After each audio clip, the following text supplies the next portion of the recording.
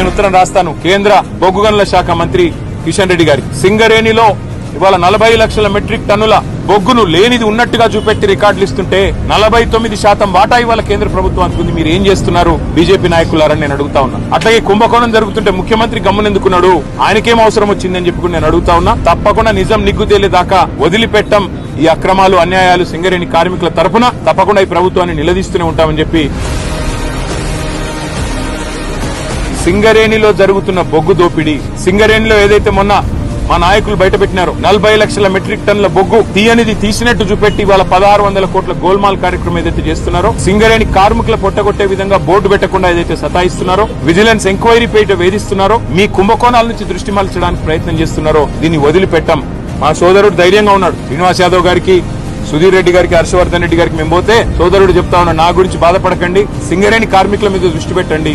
మా వాళ్ళు ఆక్రోషంతో ఉన్నారు మంచిర్యాల జిల్లాలో, మా ఆదిలాబాద్ జిల్లాలో, రామగుండంలో, దాని మీద దృష్టి పెట్టండి అన్న, వాళ్ళ కోసం కొట్లాడండి, నాకు జైలు కొత్త కాదు అని చెప్పి తమ్ముడు చెప్తా ఉన్నాడు. మాకు జైళ్లు కొత్త కాదు, పోరాటాలు కొత్త కాదు, మీరు పెట్టే కేసులు కూడా కొత్త కాదు, కానీ మేము మాత్రం వదిలిపెట్టం.